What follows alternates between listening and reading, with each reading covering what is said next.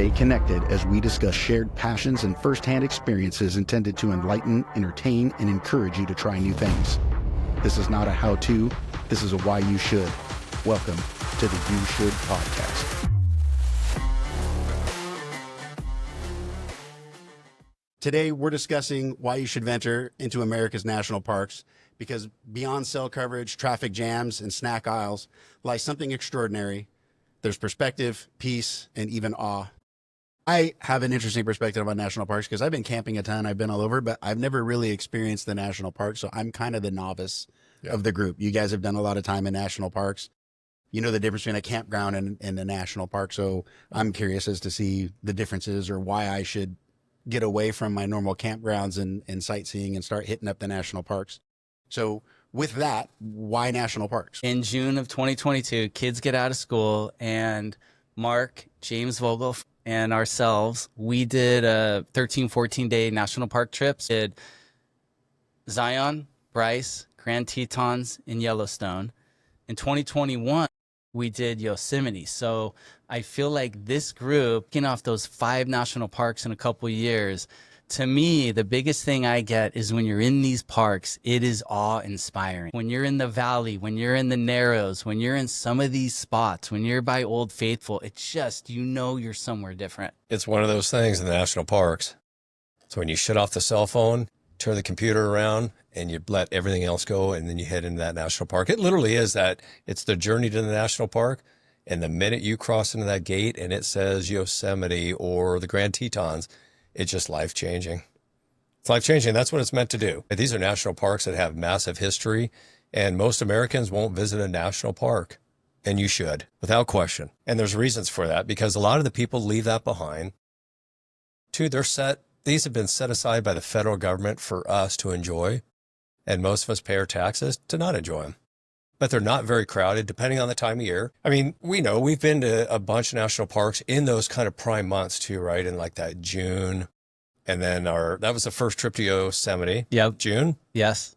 And then our second trip, that was a 14-day road trip. Right. We went pretty much all of June. So it was increasing in crowds and all that, but still, it's just openness for you to enjoy, and the animals and the people. I mean, the sights and sounds. You've got Old Faithful. You've got the goofball with the camera trying to get up close to a 15 to 2,000 pound buffalo and or bison to take their picture. I mean, it's entertainment all the way along. And we've got stories from, literally leaving the driveway all the way through and coming back, landing back to the driveway. It never ended. So it's federal, national park. They're federal and or state, some of them, but we went federal. And so that means that like there's park rangers there trying to ensure people are following the rules. I'm sure there are parking lots and trails and things available for you. You're not just open wilderness, go figure it out. No, they're all marked trails. There are park rangers. Obviously, they're very outnumbered by the people and the tourists. Would you remember being in Yosemite and they were scaring off a bear, right? Bear. A couple of bears 100%. had kind of gotten in between, some of the bike trails, and those rangers were out there handling business. Right. And doing it in the rightful way. And we were just as guilty as everybody else. It was bear, and we all ran to go see the bear. Right. And they keep you back and they keep you cordoned off. They let the bear do its thing. There's plenty of distance between you and the bear. You're not interrupting the bear. Bear's going to do its thing. They're used to people. And those park rangers pushing them where they need to go. They fire a couple shotgun blast blanks. Right. And they go running off, and an hour and a half later, they hit the queue again, and bear comes back in them. It's part of the wilderness experience. That's what you buy your pass for too. That's National right. Park pass, right? Yeah. And I think the great thing is these parks are so dialed in. To your point, Mark, I mean, these are federal and these are designed for us to go and see them. So they really get you to the places very quickly where you can take hikes, you can look out of the car, you can do, step out of the car and have these amazing views. So they really do such a good job for whatever level you're at as far as what you want to see or what you want to do. And there's nothing better than visiting the national parks like we did with friends. I talked to buddies and all that. Oh yeah, we're flying to Yellowstone. Cool, man. Enjoy the flight. We drove it. 2 weeks on the road, and it's the whole hype of the planning of the trip. We had a decent planner. It wasn't us. We'll just give that up right now. But we had a good planner, and we lined out the trip, and it was leading up to the trip. The kids were excited. The parents were excited. We talked about it for months upon months. And then the day comes and it's launch time. And it's the good, bad, and the ugly on that road. And my other buddies, yep, LAX and landing in wherever they land and having to drive in. Holy crap. No, thank you. The drive was 9/10 of the experience. You know, Absolutely. Super fun. and being in a car and not a rental car, being in your own car, having your stuff and just doing your thing in a group, in a caravan with other people that you're with and care about. It was magical because I can enjoy it all day long with the wife and kids, but we get bored of talking about it. You know, Mark and I, we talk about this, and James, we talk about it all the time when we get together. I really never get sick of talking about it. Because the experience that you have when you come around the corner and through the tunnel, just Yosemite, it's just what, 6 hours up the road here, which most people won't visit. And there's El Capitan just staring you in the face. So I have pictures of us at Mariposa Grove. That's the southern entrance of Yosemite at 10:30 in the morning. Yep. Right? It just shows you how close. We're in Orange County, California. So, you know, we left at what, 5:30. So within 5 or 6 hours, you're inside the park. Yeah. You know, quick. Right, quick. You're you know, quick. and then that was a little mile or two. That started our trip at Yosemite. We did a little loop, right? Had lunch, hung out, and again, a couple beers, and you're like, oh my God, here we are. Like we're in Yosemite around these trees that are 2,000-3,000 years old. Crazy. Pretty neat, huh? I mean, we did it right too. That Yosemite was a good kickoff. So that one we had 8 kids plus 8 adults acting like children and enjoying the park just as much. And then our second trip, our longer trip, there were 6 kids. I got to imagine the adventure for the kids is different than the adventure for adults, right? Like you're looking at the majesty of things and they're like, oh yeah, it's a mountain and a tree, whatever. But that doesn't make that their adventure is any less amazing, right? Like they get to have this open area. They're in nature. We're coming from, what we'll call the city. Sure. Not like, downtown anything, but Right. we live in a city and they're actually getting out into nature. So completely different from what they're used to.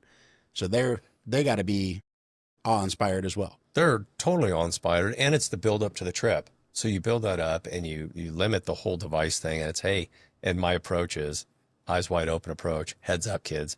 And we're going to spot things along the way and watch. And I mean, even going to Las Vegas, hey, the sun's rising because we left early, 3 white trucks straight down out of the driveways to Vegas. Because that was really our first stop. That was, to fuel up at the Love's gas station outside of Vegas. And it's like, hey, heads up, lights are coming, sun's coming up. And it was from there, we pretty much kicked it off because we were not too far from Zion from there, really. And again, I have a picture of us in the Zion parking lot at like 11:45. Right. Again, we're in Ready to roll. Right. And so you don't realize that you're like Zion. Yeah, that's so far, right? I can't get to that. But again, if you're in Southern California, you can get there within 7 or 8 hours. You can be there that same day. You're right, Mark, the build up. So when you have something planned, that build up with the kids, they know it's coming. They know there's going to be this adventure. They know they're going with their friends. And there is this really cool vibe that you start to get. And then you're packing and then you have your launch day and off they go. There's nothing better for a family, for their psyche, vacations. And it's not the actual vacation itself, because we know how that goes. It's a blink of an eye, 5-6 days. It's the lead up to the whole entire thing. And that's what these national parks are. I mean, they're adventures. It's not, you're not going to an amusement park per se. Right. It's not going to be glitz and glamour. It's full on nature, and it's you. It's you. You know, it was us, it was our kids, it was our family. You've got the drive together, and then the kids get out of the car, do their meshing. We go on a hike, they hang together. The family time's ridiculous. There's nothing better for the family, without question. I mean, we put it together. And it's one of those things as somebody brings it up and you're like, oh yeah, that sounds cute. Yeah, we'll just spend the day, the whole summer going to the beach, going to the water park, hey guys, come over for a swim. And that just kind of goes the back burner. And then it just kept churning and churning. And then the excitement came on and it's like, hey, it's time to pay up, chomp. We need deposits. So once you put that deposit down, hey, Calvin, you putting that deposit down? Yeah, I'm putting it down. Okay, well, so shit, watch me. I'm going to do the same thing. Okay, so this is a great little maybe sidebar. So 2020, the Vogels, James and us go to Yosemite. And while we're there, my wife and James's wife, Lisette and Rachel, call Mark's wife, Liz, and Brian, and they booked 2021 while we were there. Yep. So we're booked in for 2021. When we're back at Yosemite in 2021, that was really when we're like, okay, we need to expand this. We need to keep going. That's when Yellowstone in 2022 happened. Yeah. At Yosemite in 2021. So we always talk about this. When we're on vacation, we plan so many additional things being on vacation. It's easy to, because you're not doing dishes, you're not cooking, you're not paying the bills, you don't have the stupid cell phone going off. It is literally family time, and that's what we do too. We plan our trips on vacation when everybody's in the right mind. Yeah. Everybody's excited. You ink that thing, you Okay, throw that so credit card down, and the rest is history. Mark said it best at one point talking about vacations. Like, these aren't vacations, like they're experiences. And that really seems to be kind of what we're talking about with national parks, right? Like you said before, anybody can go to Disneyland, right? We went to vacation and we went to Disneyland. That's a vacation. These are experiences. Like, you're taking a road trip with the family. If you're close enough to drive, you're seeing things and doing things that you normally wouldn't do because it's outside of your everyday element. So these are like true experiences, which I can totally appreciate. Yep, experiences, and it takes effort. And that's what keeps people from doing it. It takes a little bit of effort, and that effort is life-changing for the family. Oh, it pays off 100-fold. Again, when it you're does. in the valley at Yosemite, when you're in the Narrows at Zion, when you're at Bryce Canyon, that looks like a scene out of Star Wars, right? When you're in Yellowstone, I mean, when you're riding in the Grand Tetons, like, these are completely different than any other area you've ever experienced. Totally. We got it. One morning, we went into the gates of Yellowstone, got in a massive traffic jam. The traffic jam with a bison crossing the road. Never did I say the word fucking get out of my way. We were at one point, we were coming to the park there, and all of a sudden traffic starts to slow. And it was just, one or two vehicles in front of our caravan of 3. And we had our windows down. It was a beautiful morning. It was probably about 7 o'clock. We got an early start, right? And there's a couple bison crossing the road, and I had my window down. Never heard them coming. And all of a sudden, just 3 or 4 come running past that driver's side window. My wife caught it on video, and it was just something else. That's the traffic jam. That's the beauty. The kids are in awe. We talk about it to this day. What's it been? 3 summers now? Yes. And we still talk about it, because you'll never see that going to the San Diego Zoo. Right. You'll never see that at the Wild Animal Park. You'll never see that at Disneyland, animatronic bullshit. But you see a buffalo or a bison charging past you with a baby falling behind. It's something else. And the beauty in the pines and the whatever trees they have. It's just an evergreen place. So my son just recently drove up Silverado Canyon to go off-road. He has a little Jeep Cherokee. He wanted to go try out the four-wheel drive. So a little dirt trail up there. Truck trail, yeah. He comes back and he's all excited. He's like, Dad, I drove with the windows down through Silverado Canyon. And I was like, it's all about the smells, right? He was like mind blown. Like, oh my gosh, like the smells are so different than what we have like in our neighborhood. Like he's out in the canyon, which for us is kind of the sticks. Yeah. But like he's picking up all of those smells of nature that he normally wouldn't have That's a ever great done. point, right? And he came back like super excited. I got to imagine going into like national parks, like dude, roll the windows down. Like this is all a part of the experience. Is like things are different here than where we live. Roll the windows down, put the cell phones down, and put them away, and keep your eyes open. We were doing animal searches. So we were looking for, I mean, out in those parks, you're seeing everything from the bison, the buffalo, the antelope, the wolves, the bears, the eagles, and then the sea otter, or not the sea otters, but the river otters. Little beavers, otters. Beavers, I mean, just like all these, all the random little guys. Yep.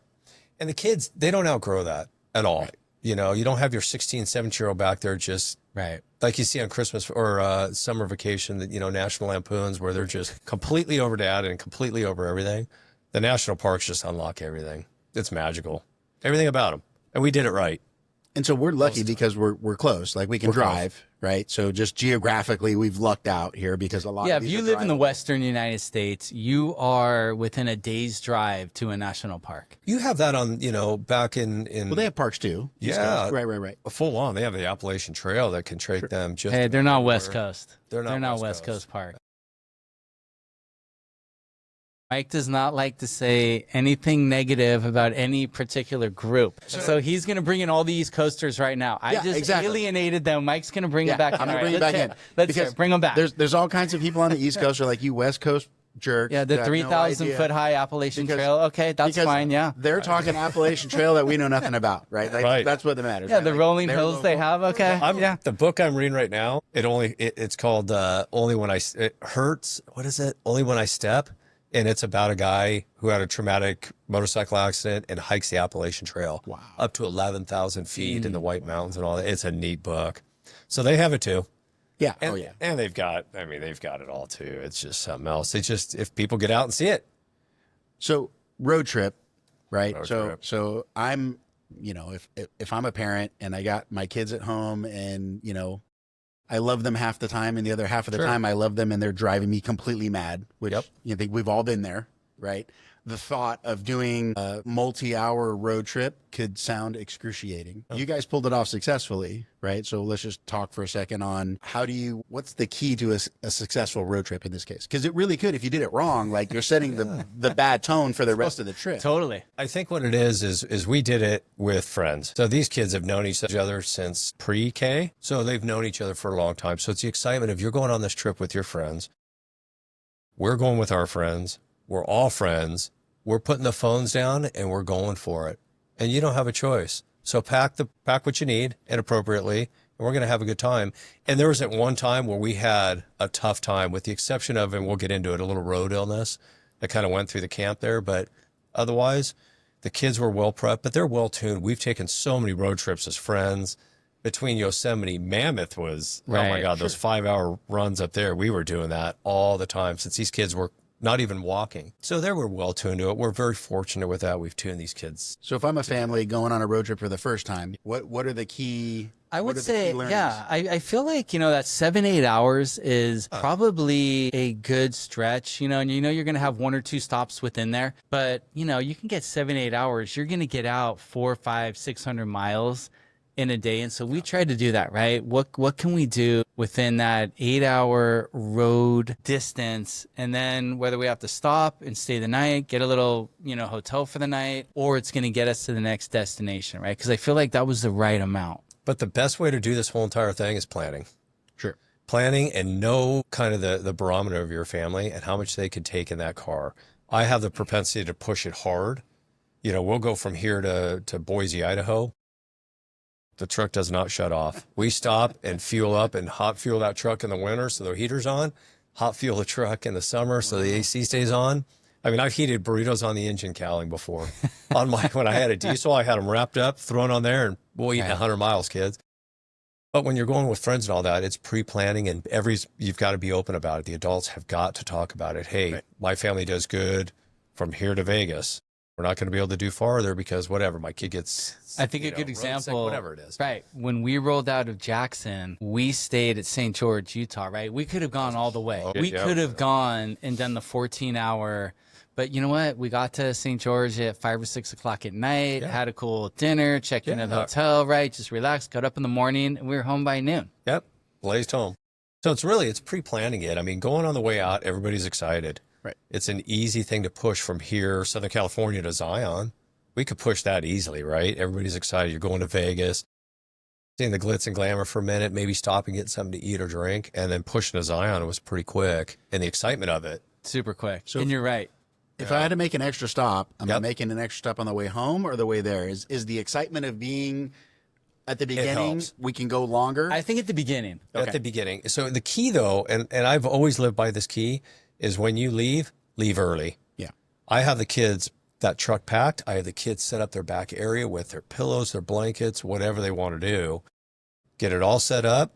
They're in that truck early, And Mark, no, you're the best I'm- at that I'm because early. I think I'm an early riser. if there is a pro tip, Yes. it is getting everything ready the night before, everything. So it really is out of the bed, into the truck. There's no question about it. My family knows we're going to Mexico again on Friday. Those bags are already packed. Now I'm cheating a little bit because we just got back from Mexico 5 days ago from the same trip. Did you guys unpack or no? Yeah, literally the stuff went from the bags into the washing machine, Right. Back into the bags? into the bag. Yeah, But when we go on these trips, we don't pack the night before because you've got to get to bed, the excitement level, you've got to get sleep and all that. Because if everybody's roasting the next morning, it's gonna suck bad. Do you sleep good the night before? I don't.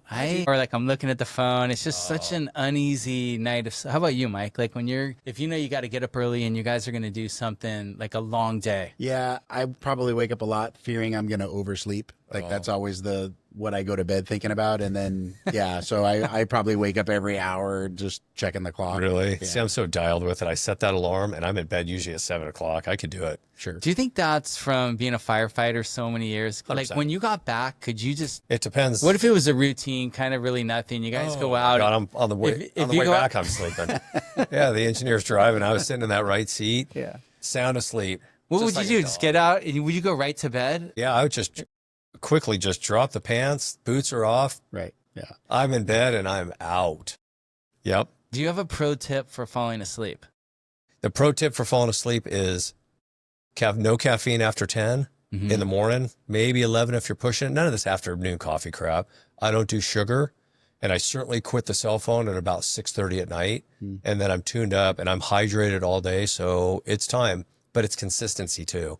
Now, being a fireman, it was tough to be consistent. Right. So if you're like up at 11, back in at 1, like what is an average call from start to finish? usually an hour. So now you guys go out. Not a fire, not a heavy Right. rescue, not a Yeah. a prolonged call, but literally routine medically at about an hour. So you just Like your consistency. adrenaline's not going. You're able to like get back, go to bed. Yeah, 30 years of picking up people off the ground. There's no adrenaline. It's just you got to try to stay low. I mean, yeah, you have a fire. Right. That's a whole different ball game. Right. Because then when you get back, you still have to take a shower and all that. But now that I'm retired, it's consistency. Getting to bed at the same time, putting the self, all that stuff I said earlier. So when it's time for a trip, we are already well packed. That truck, the oil has been changed. Those tires have been checked days ago. Truck's been washed. So you're not worried about any like little last minute. Yeah. Oh, I am worried about absolutely nothing. And I make it a point of that. And when you do that, that takes stress off the family. All we do is we wake those kids up, brush your teeth. Yep. 'Cause I don't want to smell that for the next 400 miles. Brush your teeth, no bright lights on in the house. They crawl down those stairs. I mean, they're 12 and 14. They go down those stairs. Truck doors open. I already have it warmed up. If it's winter, I have the seat heaters on and the heater on in the truck.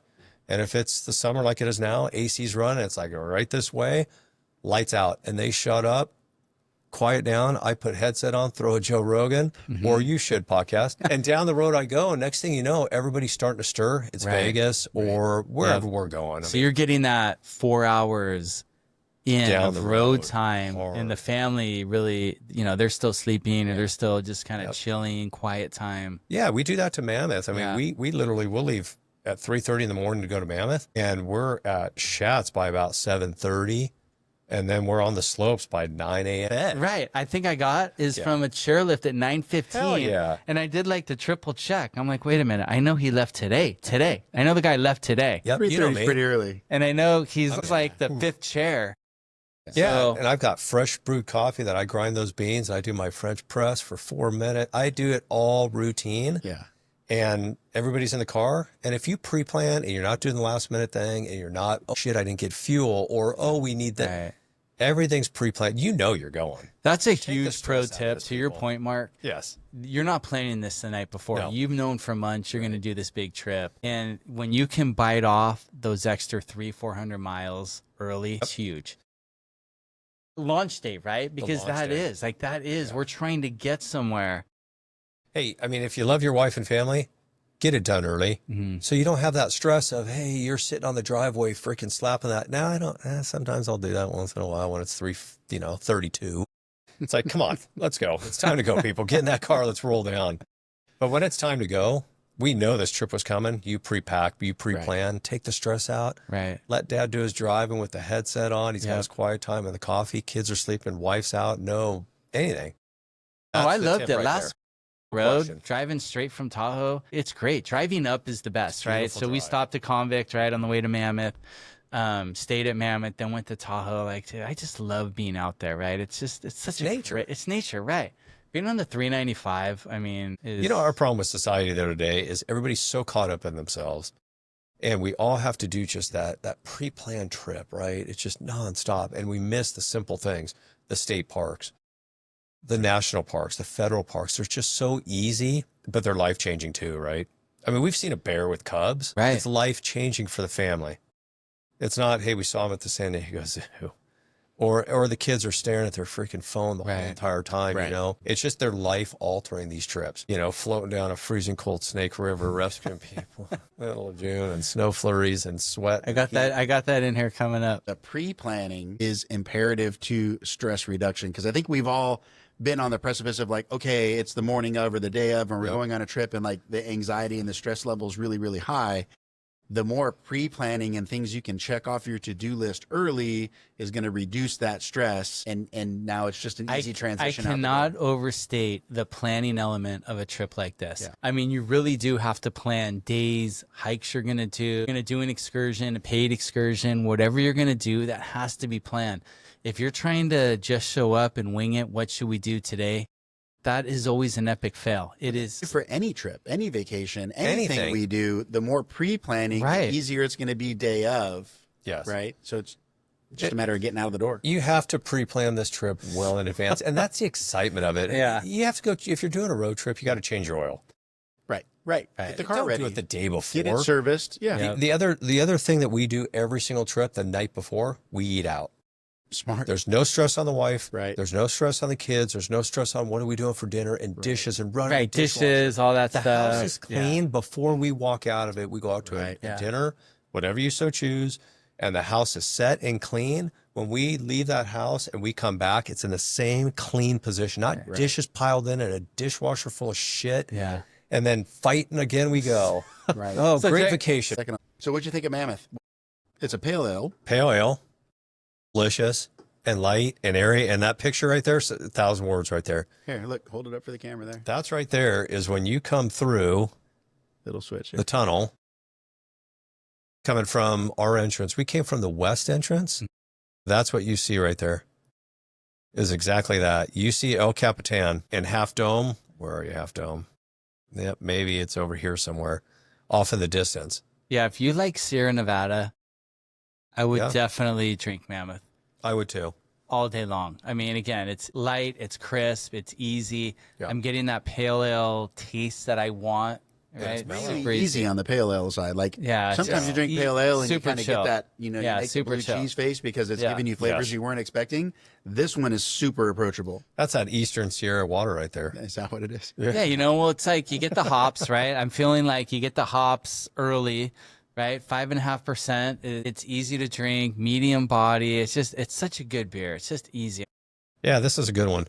And a cool can because Yosemite is one of our favorites, Yeah. at least one of mine. Sitting there in the valley, watching those people hiking or Right. doing the climbing I of know. El Capitan on that Yep. sheer granite is absolutely ridiculous. Seeing Alex Honnold do it, ropeless and all that, it's just something else. That place is magical right there. Yeah, I remember the first day we got there. I think it was me, you, and Liz, James, and Rachel. Obviously, Seth Yep. was there. We took a photo under El Cap, and it was just like, it's just again, when you're in the valley at Yosemite, I cannot stress enough. It really is just fucking amazing. And it's easy right? to get to. Amazing. Like, am I overhyping this? Not at all. I don't think I am. it's easy like to it get is to, that Rachel. awe-inspiring. If you're new to pale Oh, ale, it's great. It's a great pale ale. very If you're intriguing. drinking Sierra Nevada, Yeah. try Mammoth. It's sure. it's awesome. Yeah, but when we're saying here, trying Mammoth, and we're talking about going to national parks, we're talking about road trips and all that, don't cheat yourself. Don't go Yeah. bite at the local joint. Go to Mammoth Brewing Company in Mammoth and Sit outside on the patio. And if you don't have the summertime, go up in the winter. Yeah. Grab your skis, grab your board all day like we do, Right. or ski all day. Go grab a Mammoth Brewing in the restaurant and look at those minarets with the snow falling. So one of the things I remember about Yosemite, we're riding bikes and we get to a little call. convenience store. And I think it was, what is the trout? They have the golden trout. It's a Pilsner or lager. And they had these 22 ounces. That's all they had. And I just remember boy cans. drinking those. Right? You, me, and James drinking those in the valley. And we're like, dude, it doesn't get better than this. And it doesn't. You know what's fun about that is we bought the koozies that have Yosemite stuff on that. We don't drink a lot at home at all. We still use those koozies for our seltzer waters, for a beer on 4th of July. Right. We still use those, and then we still flash back, and it's no different. I have the the cup things on the table from Old Faithful. Oh, yeah. Yep. It's just So good. simple So things. good. So I sit in the morning at that table at 5 in the morning, sipping coffee with that Old Faithful, the hot pad for your coffee and all that, and just I reminisce about it. It's just these things never end. I don't understand why people opt not to do this. You know, Mark, that's a great point. The camping trips you go on kind of blend together and you lose track of them. Totally. The national parks never leave you. They never leave you. They don't. They're that awe-inspiring. You get a day pass or you get a week pass. Right. And you can make your entry in and out. It's not an expensive venture. You don't have to go high end. You can stay at a campground. You can stay at a lower end motel. We didn't stay. There was no place to stay that was high end. Yeah. And at night, we could go back. Kids could have their own separate bed to kind of, okay, it's time to wind down because we had full days. Like we're back up 6:30. We're charging till 6 o'clock at night. And I feel like having the little cabins, they would have that downtime. We're able to recharge. And for us as adults too, we got the community of staying at these nice places, but we also got to go back to these little cabins and just recharge for the next day. Especially when you have kids and you need to wind them down, especially younger kids. Yes. I mean, they hit their wall, right? After dinner and all that. So they had the ability to go back, take a shower, wind down. You could immediately, right. It was like, boom, and out. we step out our little door there. Yep. 100% nature, Right. no cell phones, none of that Yep. crap. We crack a beer and the adults have a nice chat. We're not staying up till 2 a.m. Right. We have national parks to go see. We have things to do the next day and drives. Yep. So it's the pre-planning, but it's also picking who you're going with. That's so huge because if you're going with people that want to roll out at 10 o'clock in the morning and you want to go at 7 o'clock, right? It's going to be a problem. Right. It's going to be a huge problem. Totally. So I think for us, I remember a couple times I was negotiating because, Mark's up at 4:30, Rachel, she's up at 5, right? And they're like, oh, let's leave at like 6 a.m. So, James, Lisette and I are like, oh my God, like 6 a.m. Can we like push that to maybe 7, So but I think when you're at the national parks, the whole goal is you want to see the national parks. Right. So that was our whole thing. Let's get up early. Let's hit the national parks. Let's have a plan, right? And let's execute it. And everybody was in agreement with that. And we all made sure the kids had enough sleep. We were getting to bed at a good time. They're fed, right? They're taking their showers when they need to. We're not dilly-dallying in the morning because that's like go time. But there's the most important thing about that morning is there's two things. One, you're beating the crowds, but those animals are out. And those animals are key. Because that's what the kids enjoy. That's what us adults like. I mean, I absolutely love it. When you're seeing, I'm taking a trip down to Mexico to see the gray whales. We're going, to Yosemite to see whatever wildlife we can see. Obviously, we went to the Paradise Valley and the national parks there and saw wolves, bears, antelope. So the early morning, that early bird catches a worm for sure. You're stuck in a traffic jam. It's because the bison are across the road, not because you got 12,000 people on a tour bus behind you. Right. There's a lot of ways to de-stress and do this the right way. And then what can you tell us about slinging sandwiches in the morning? What does that mean to you? It's pre-planning. Planning, people. So every single morning, we had our food dialed. We didn't have to run somewhere to go get food and waste time. We had a sandwich maker that makes Egg McMuffins. Buy the stupid thing on Amazon, people. What was it? It was like, like $16. My kids used it this morning. Oh, that's so good. It's been 3 years. Yeah, 3 years. They still use that thing. Like Literally, you crack it. Yep. Yeah, it's the whole thing. You crack an egg on the thing, and then, you put an English muffin on the bottom. Right. And a piece of metal slides over. You crack an egg on that thing, and then you put like if you want a sausage or that's pre-cooked, or bacon that you just rip the bacon in half, put it on there pre-cooked, and then you put your other English muffin, or you put, if you want cheese on top, English muffin on top of that. You pull the whole little thing down. It's tiny. It's that big. It's sitting on the table. Then you just.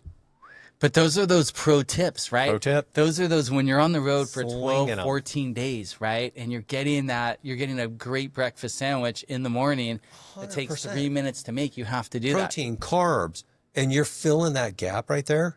And with some sodium in there for the kids. Because we know we have a car driver. I think one of the funniest things that we always laugh about is, so we had a 7 a.m. This is great. We had a 7 a.m. leave time, wheels up, 7 a.m., right? We're rolling. Somehow we wake up at like 6:40, right? So Lisette, my wife, she sprang out of bed and was whipping up all the turkey sandwiches for the day. I'm not even joking, 45 seconds because we're like, holy shit, we got to be Right. we got to be packed, kids dressed, we got to be out front in the car rolling out at 7 a.m. We Never have want to be the last one. yeah, we have 18 minutes, and I Yep. mean, Lisette made those sandwiches so fast In the sandwich but maker. again, and we made the call. What- Like we were out there. Was this at the Grey Wolf This was Lodge? at In West Yellowstone? Yellowstone, yes. Grey Wolf Lodge, I believe, right? We had Whatever, those yeah, cabins. right. Those little Beautiful cabins, place. right. Beautiful. It was at that place. 'Cause I get right. pissy if you I would don't, get up right. early, and Mark was waking everybody up. Not us. We were in a different cabin. Right, But I've heard that his family, you know, it's like, oh my God, he's up at 4:30. But you had your routine that you Grinding went coffee. through. One of the best mornings I had on that whole entire trip is in those roadside cabins outside of Bryce National Park, Bryce Canyon National Park, Yeah. brewing coffee on my tailgate in nature, absolutely gorgeous. It was just Black Rifle coffee, fresh beans, dropping them in. Life was the best. We had no cell service. We ate at a killer restaurant. Yeah, I mean that Remember that restaurant. place? It was like this old barn that was So converted cool. to a restaurant in Bryce Canyon. That was like the go-between. Yep. Right. So we were on our way to Yellowstone. We had hit Zion, which was amazing. I feel like that was a 10 out of 10. The Narrows. Bryce was the one night. We're going to stay in Bryce for one night. And it was such a gem. Like that little town and the restaurant we So found was insane. There was And you're right. We were like little roadside cabins. beautiful too. I mean, Yeah. they were super comfy, AC if necessary. I mean, it got cool at night, but we had at that place, there was the restaurant we went to, coffee shop, and Yeah. a gas station. You don't need anything else. Right. And I mean, Bryce Canyon was something else. It's like standing at Cars Land in Disneyland without all the people. Right. You're standing in the middle of this canyon at the bottom. Have you been there before? No, I have not. It is all the orange hues, and it is, and that's where they got it from. Yeah, it is really does look like beyond that. Spectacular. There's nobody around except us. and So I here feel we like this are. is a great time for a little sidebar. Tell us about the hike, because that's when I had my stupid Achilles. I did not go on that hike, right? So I stayed up top, and This was at the Narrows. at no, Zion. not the Narrows. No, at Bryce Oh, Canyon. this is Bryce Canyon. Remember, sure. like, did you got super fired up because everybody was Yeah. being a little pissy and wanting to like, oh, it's too hot, and then you just kind of were like, hey, Charge it. yep, Yeah, we were down at the very bottom of Bryce Canyon, and it was absolutely quiet and beautiful. And here's these kids aching and moaning and complaining because we did a couple of 3 days already. So Yeah. this was probably day 4 yep, on the road. And they were starting to that because you get that whole kind of rise and fall, right? Hey, I want to go. This is going to be super exciting. And they're super into it. And then all of a sudden, like reality starts setting in. And they were like, when reality set in for these kids, we had 2, 4, 6 kids at the bottom of Bryce Canyon in the middle of beauty, a little bit warm. It was not hot. It wasn't by any way, shape, or form. It wasn't unsafe hot, but it was warmer. And these kids were a little bit hungry. And here we are at the bottom of Bryce Canyon, and you're looking up, and it looks like Cars Land, like I said before. It is gorgeous. And they're not taking it in like maybe I want them to take it. So I have some expectations, and these kids just start chirping and all that. And we're talking, what, 8 to 12-year-old kids Yeah. start chirping. And I'm like, I just about had it. I go, this is not the way this trip is going, not the way we want it to go. Your parents have done a lot of effort for this. Get your freaking, pull those bootstraps up. Let's start going. And I charged it. I walked as fast as I could up these hills. They were all switchbacks all the way up. And it's like, we got to make our way to the top. And these kids had no choice. So I'm marching these kids up and everybody, and we're doing our thing. We get towards the top, and actually the weather starts changing. We start getting a little bit of rain, a little bit of cool off. And then when we got to the So very top, and I'm at the top. So cars were not there. Mark gets to the top and he just keeps going. I'm done. So I'm like, all right, I Like, know I'll show you everybody's kids. still down there. So I had my truck over there because they ended up in a different spot. Right. So our cars Yeah. were, somewhere else. So then I see the kids come up.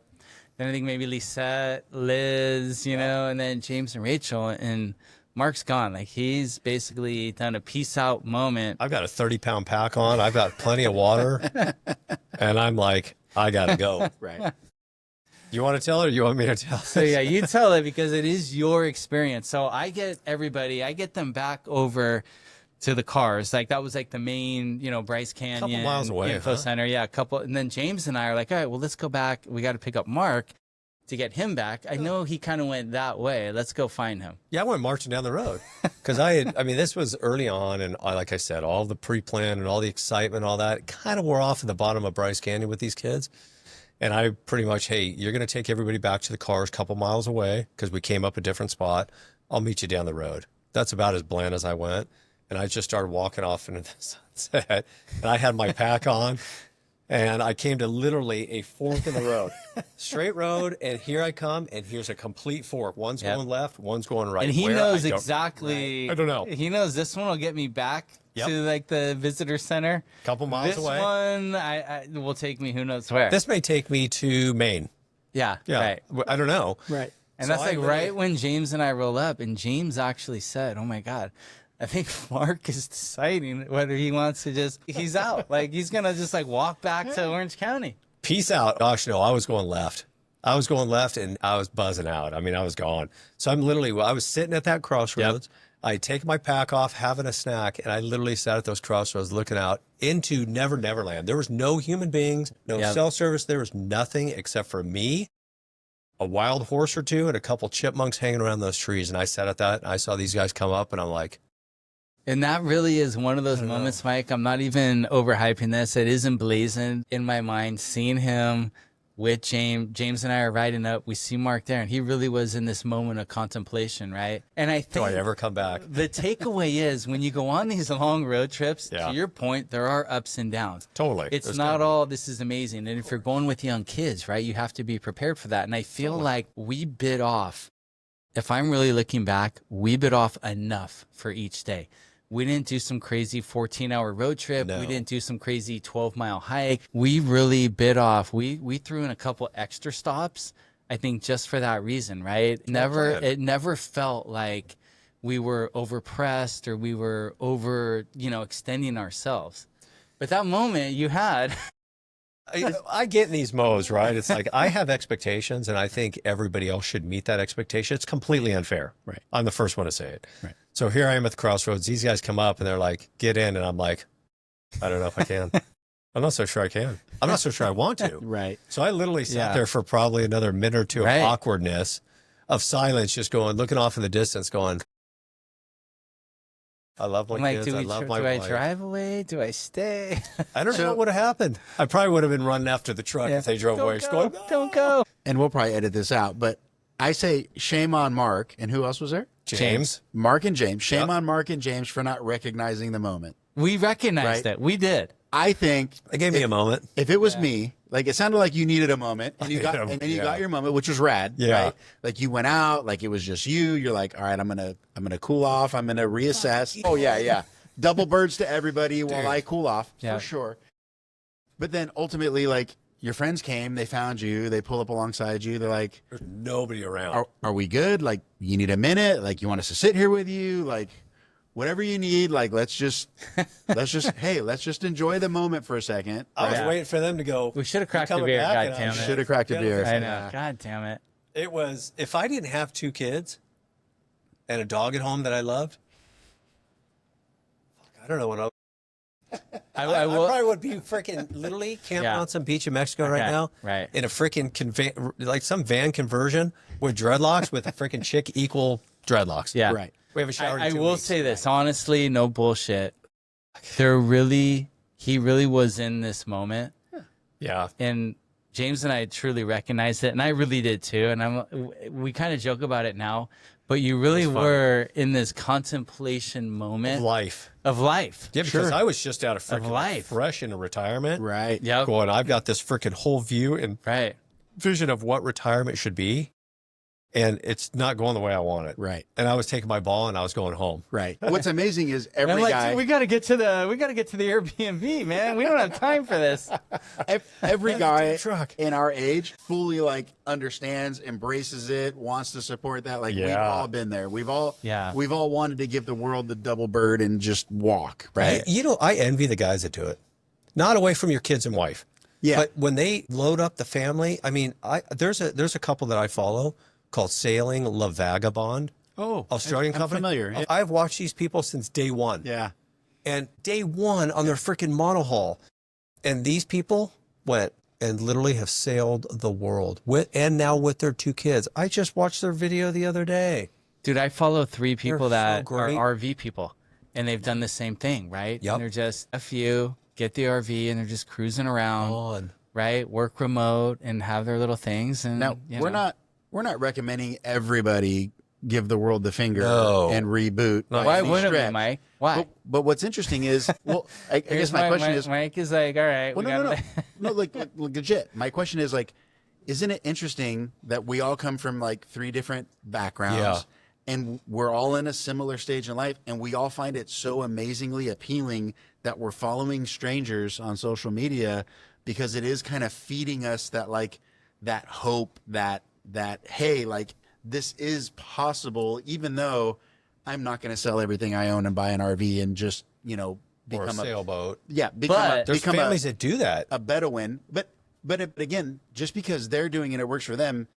Really, it wouldn't work for me probably in the grand scheme, which is why I haven't done it. Yeah. But I totally appreciate and celebrate that and wish them the best. And I can quasi live vicariously through their freedom, which ultimately I think is what appeals to us, is that freedom, right? But it's not for everybody. You know where I'm going with this? Fun. Sure. So take Yep. this moment and realize, hey, these adventures, these change from the norm, change from your kids' daily grind. Yeah. We think like, I'm paying all this money for your sports and like this is such a blessing to you.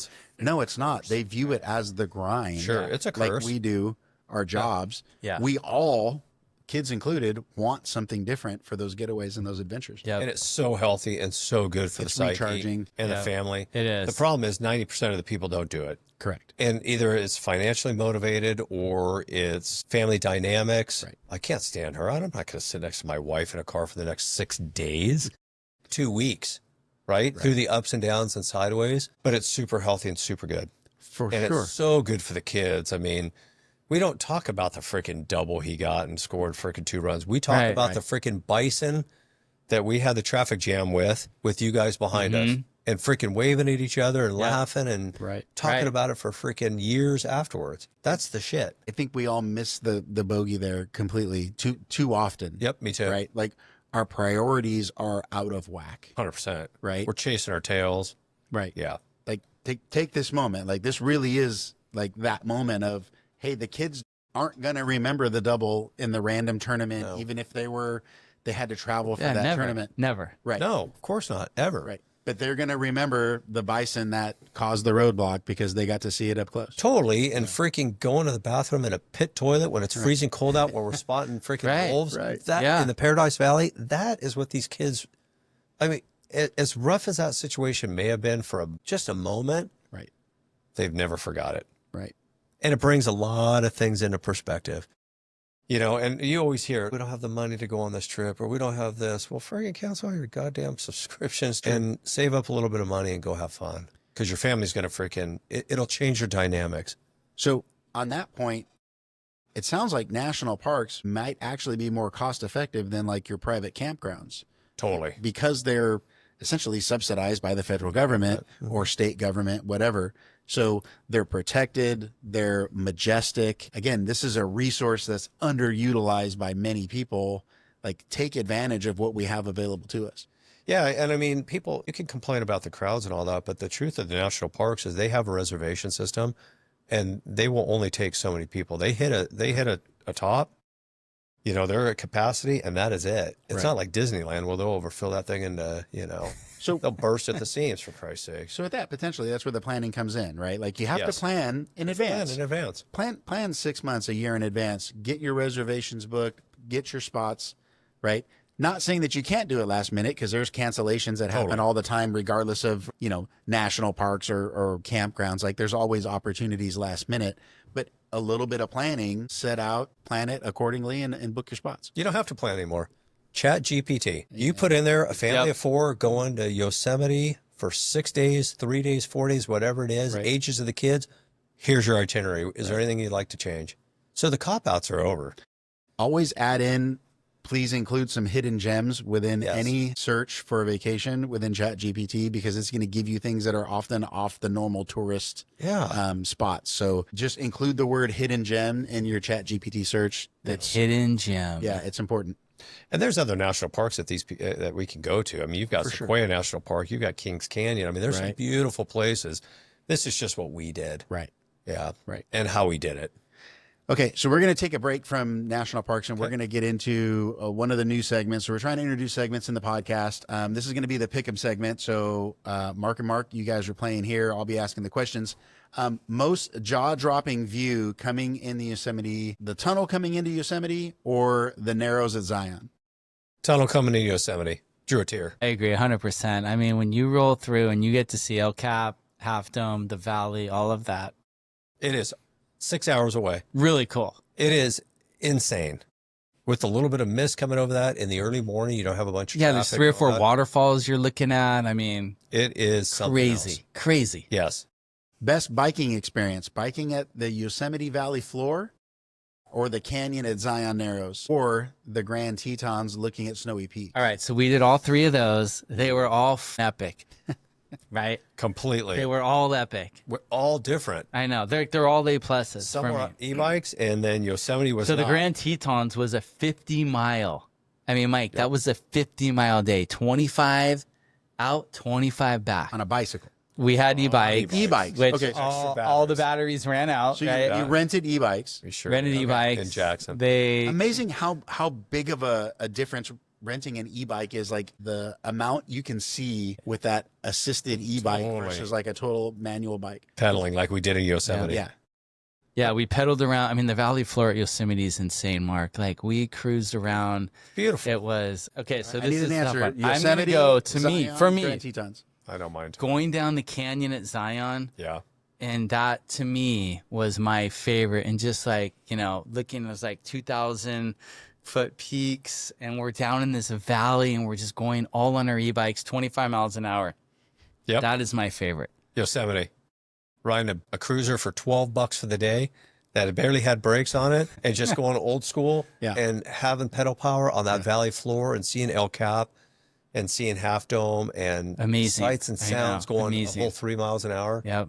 I think that was it. And we had 16. We had a 16-person sure did. caravan, Yep. right? Because the Alcarazes were with us and we were just cruising around. Best spot for a beer, Snake River Brewery or Jackson Resort? I mean, Mark, that is Snake a River. tough one. Snake River. Snake River. I go, fuck, dude. Can we, though? Can we? Family time. But You that have view, snow though, peak off in the distance? that view. The view is ridiculous. I mean, you're looking at the Grand Tetons. The view was magical, but I think it was kind of taken from me a little bit because the wife was in the truck, Yep. sick as a dog. Oh, yeah. She had the norovirus going through because it ran through camp there. Yeah. But And Mark Snake wasn't River, going to go she in. did So too. when you roll up to the Jackson Resort, the front of it looks like a kind of like a convention center or kind of like an information Old school, center. yeah. It didn't really have that, Beautiful. oh, wow, this is going to be insane. Not like the Awani, right, in the valley, right? Right. So we go in. So Mark was staying back with Liz in the truck. We take, Jack and Zoe inside with us. And Beautiful. we place, go too. in there and there's all windows opening up to a lake and then the Grand Tetons in the background. I'm like, dude, I got to go out and get this guy. It's a full He meadow. Yeah, he has to come in. Like this guy has to come in and see this, right? So I remember I go back out to the truck. I'm like, dude, you just come in for like a sip. Like you have to see it. So yeah, dude, you came in and that when we were on that patio, I mean, it was I forgot about crazy. my sick wife in the truck. It was crazy. That poor thing. That- It was absolutely gorgeous. There's people Right. sitting there all day with these high-powered scopes, moose spotting. Oh, wow. That's all they do. There's a giant meadow. It's absolutely gorgeous. Overlook the Grand Tetons. Right. And So you're gonna go Snake River. I'm going Snake River. Just because of the family time. Yeah. My family was back at the hotel sick. That's why. As That's can why be. you like the Snake River. You never been going, Dad, Nope. Dad, It was just me. Dad. Hey, Mark, we gotta go Bolognese. back. Yeah, dude, best bolognese, bison bolognese there. Killer food. Bella still says that's the best chicken finger she's ever had. Wow. I mean, No it was kidding. just insane. So Beer was good. The atmosphere was good. I am gonna say I'm gonna go Jackson Resort because that view when we got on the deck. Again, it was probably 55. It was a little crisp. Yeah. We had our beers, right? We're drinking and we're just looking out over this insane snow peak mountains and that meadow. I mean, It was I don't know. gorgeous. I mean, again, they're both A pluses. Yeah. But for me, I would just a touch go hairs. Jackson. Splitting hairs. Yep. All right. Most underrated park feature, Yellowstone's geysers or Mirror Lake under Half Dome? So Mirror Lake, I think we rode our bikes up to We Mirror did Lake, indeed. right? Yep. And you really are say in this Mirror little lake, and Half Dome is right above you. And you get in this little lake, and you're Kids were just sitting swimming there. in it. Yeah, kids are swimming. We had lunch there. Sure did. We're just kind of chilling. I think that's most underrated I would say that. I would agree with that. because Old Faithful, Everybody's aware. that's the bucket list right Right. there. Yeah. It was, yeah, it is what it is. Yeah. Spectacular. Yep. Yep. Best lodging: Evergreen Lodge at Yosemite, Wildflower in Zion, or Rustic Inn and Jackson. I mean, Mark, don't say anything yet. Okay. I feel like these are all, again, for anybody listening, these are all A pluses. These No are all questions asked. amazing venues, right? They all have all the amenities. I mean, Wildflower, Mark got serenaded, so maybe he's like gonna give that a little nudge up. But it was just, these are all great. Okay, if I'll answer this one first. If I'm gonna give a nudge, I'm gonna go Evergreen at Yosemite because they had the Okay. pool Yep. with the full pool bar. They had one great restaurant. They had a bunch of fire pits. They had the kids' game room. They had a lot of stuff for kids. The cabins were great. The accommodations were awesome. So I'm gonna go Evergreen. Okay. Good Not- choice. I'm going. You want to make your guess? Wildflower. Oh my God, yeah. Wildflower at Zion. Absolutely beautiful. One, the rooms were all brand new when we stayed there, and they Brand had new. I mean, that each place just individual opened. Places, Yep. air conditioned. Everything was white inside of it. They were just really well done, clean, cold, nice, clean shot. Everything was brand new and clean. The grounds were gorgeous. And then when we were sitting out, the views, it was a little bit toasty and warm when we were sitting out, but we got fed.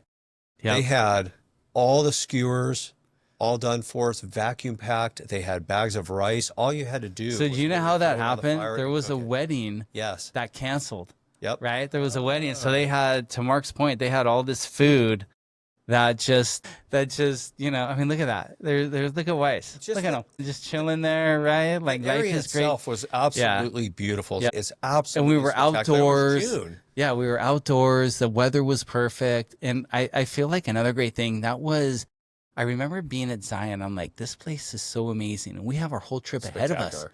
We have the whole trip ahead. Yep. Right? That was we day have one. Right. We have Bryce and we're gonna do Grand Tetons and Yellowstone and all these things. And so yeah, the Wildflower in Zion. It's The about resort. 10 minutes outside the park. It is well worth the drive, the 10-minute drive. It was amazing. You're up on this bluff. Awesome. Yep, that's exactly it. You're up on that bluff, that mesa, and you're overlooking everything. And the resort is gorgeous. Popsicles for the kids. They had ice for Yep. us. Our rooms were so well done. The food that we had, the atmosphere of sitting around outside underneath the gazebos and all that. And it's just peace. You're away from the hustle and bustle of town. So I'm going with That's such a Wildflower. great point. Yeah. You really are kind of out there on your own, right? Totally. It's not like right in the heart of town where you're just kind of getting all the traffic right. or the smaller Yep. hotels and eating the food. I mean, the food was great around there. That was Yeah. the Zion Brewery. Yeah, right Zion there. Brewery, Literally right? At That's- the gates. Zion's a neat place. It's a neat place. I could see if you go later on in the season how it can get maybe a little bit overwhelming with people. But the thing about Zion that you really need to be cautious with, not hard to do, is you need to watch the weather. Because when you start crawling into those narrows, Oh, for sure. you're only Rain's a problem. big time, Yeah. and your only safety is yourself. Right. There's nobody standing at the beginning of the narrows going, "Oh, it's gonna rain. You should Right. watch yourself." Right. There's nobody. Right. You're on your own, and you're trudging through this water, and it's absolutely gorgeous. But there's a safety factor. Planning. It all comes back to Come on, planning. people, you got to plan. Water is the biggest thing. Yeah. But food too. We knew it was going to be a 6-hour hike. You've got to bring the food. Let's back this whole bus up. Before you even begin that, you know you're going to go on these long hikes. You better have the gear for it. And I'm talking the backpack. I mean, I have a big Mystery Ranch backpack. Then I think have with the kids water. though, have their little camelbacks, right? They have the loved it, kids, right? Right. Yep. Have them, loaded up with their water and everything Couple of they snacks need. and all Couple that. of snacks. Yeah, so you've got to have the proper gear just to step off to make sure your kids are happy, including the moleskin for the feet Right. and the water and the treats and the gummy bears and the proper food and snacks. I mean, you have to have some real food. Jerky's a good one, but packable stuff. So better than the PB&J. Have you guys What do ever you done got? the peanut butter, honey, and bacon sandwich? No. On the list though. You're getting. No. This is in This is a addition. Mike Band hot tip So right here. we were Here doing go. some hiking back in the day, and Okay. like someone turned us on to you do peanut butter, honey, and bacon because Wow. like the sweet salty thing. That's game changer there. So You know, all rules are pretty much out the door when you're out Right. hiking. for sure, everything tastes better. You in need nature. the calories, you Yeah. need the carbs, you Right. need all those Right. things. You don't need open-ended stuff, but something like that. Yeah, come on, calorie rich. Yeah. tastes fantastic. Kids are happy. Shelf stable, like Yes. that thing can sit in a bag for 6 to 8 hours, no problem, and still just taste fantastic when you're ready. Yeah. You can smash the shit out of it too. It can be like completely mangled, and it's still it's amazing. It is true. You'll eat anything out For of your sure. backpack. Yeah. and it tastes great. Tastes great. All right, last one. If you could only do one, go back. Yosemite, Zion, or Yellowstone? Yellowstone. Mm. Yellowstone. Why Yellowstone? It is beyond magnificent. Everything about it, the wildlife, the accommodations. The accommodations don't matter. It is literally, for me, it's the drives, it's the bison, it's the nature. We're Yep. sitting in a bison traffic jam. We just saw a female bear with her cub. We've got a bald eagle. We're seeing a gray wolf, the antelope off in the distance in the Right. Paradise Valley. Yep. It is by far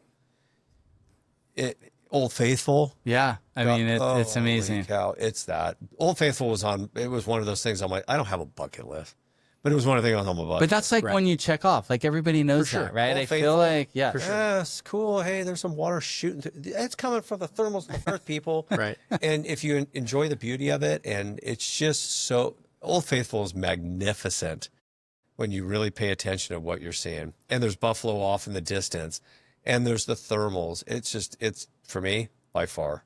Right. Yep, it's Yellowstone. Yeah. How about you? What do you have? I'm going to go Yosemite. I feel Really? like, He's a simpleton. man, when you go into that valley and I you agree. see El Cap, the water, Vernal Falls, Half Dome, right? The Merced River cutting Yes. through the valley, the tall grass. And I don't know, there's just something about just riding our bikes through that just, again, it just hits me. Beautiful. These are all A pluses. Yeah. Like there's no wrong answer. But yeah, for me, I feel like Yosemite would be the one. All right. Okay, so outside of the normal packing list, you're Okay. going to go camping. Regardless if you're staying at an Airbnb or you're tent camping, right? You kind of Right. want to have your normal camping list because you're going to be out, at the national park for the day. What are the nice to haves? Nice to haves. You're talking a dad with the wife and 2 kids in the back, Sure. holding coffee in a French press. If you bring a few creature comforts, I brought something that I can boil water for the kids to have hot chocolate because, like Mark was saying, yeah, we left in June. We went through Vegas. It's 98 degrees in the morning. You hit Zion, it's 95. By the time we hit Jackson, what was it? 40? Yeah. 35 degrees. Right. We had cold mornings even in Bryce on our way to Salt Lake City for an overnight and a beer run and all that good stuff, which is part of the trip that we should talk about. Right. But those niceties is, hey, I woke up in the morning. Yeah, I wake up early and all that, but I'm grinding my Black Rifle coffee and I'm pouring that in the French press and I'm sipping that. And the minute those kids start stirring, hot chocolate. Right. So those are the niceties. You've got to bring your clothes. You've got to bring everything you need. And I'm here to say, here's a pro tip. If you don't think you can afford all this crap, REI's got an outlet center. You can buy perfect top of the line used gear to keep your feet warm, to keep your kids warm. There's no reason to spend a fortune. I got to buy all Patagonia stuff. Sure, buy the Patagonia stuff 3 years ago that's been lightly worn. Right. And you buy it for literally less than a third of the price. You can out for your kids. I'm trying to get around that experience of I can't afford it. I've got bills and I've got all that. Sure. Yes, you can. Because when you're done with it all, if you want to sell it back, feel free. There's Facebook Marketplace. There's all those things. For sure. But niceties, maybe some creature comfort from home. For me, it was coffee. Started my day off. That's We such had a great the kids point. You're all right. lined up. Yes.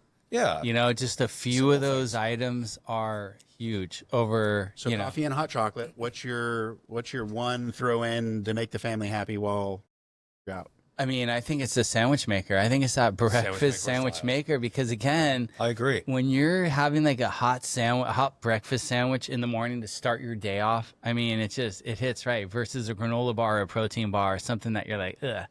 Those breakfast sandwiches are literally fresh, just like a McDonald's one, but better.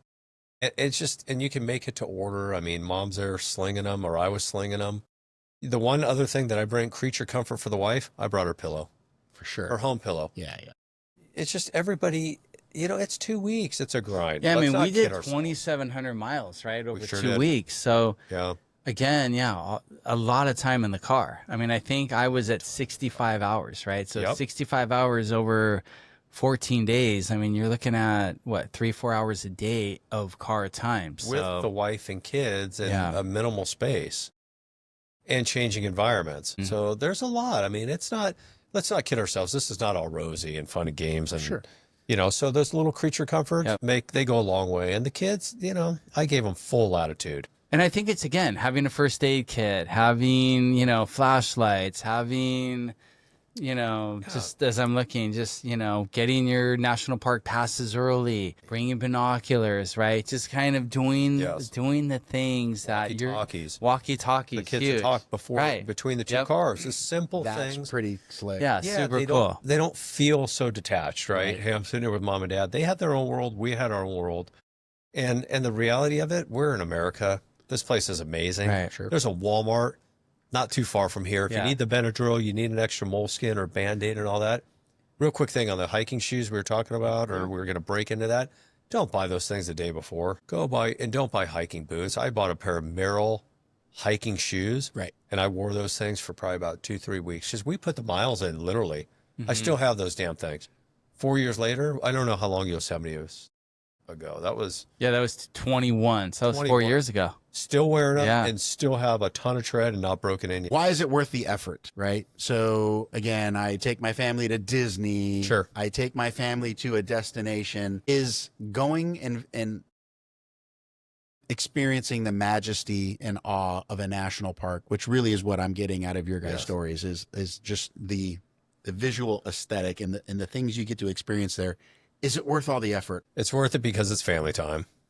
You're out and about, you're in nature, you're seeing things together, you're experiencing things together, and it's void of all the stresses at home.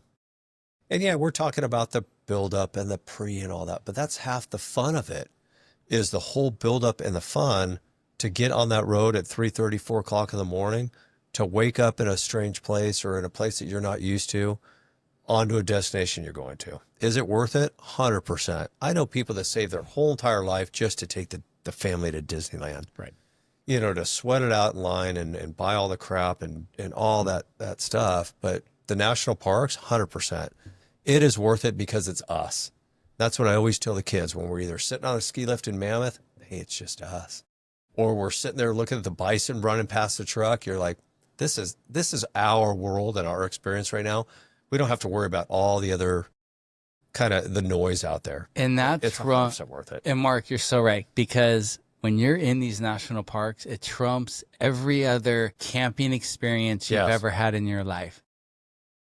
It's not even close. When you're in Yosemite, when you're in the Narrows, when you're standing in Yellowstone, Right. when you're down in Bryce Canyon, right? When you're in these spots that are designed and like curated for that experience is amazing. And it does not take a lot of money. I mean, camping is great. I've done my fair share of it and a ton of it.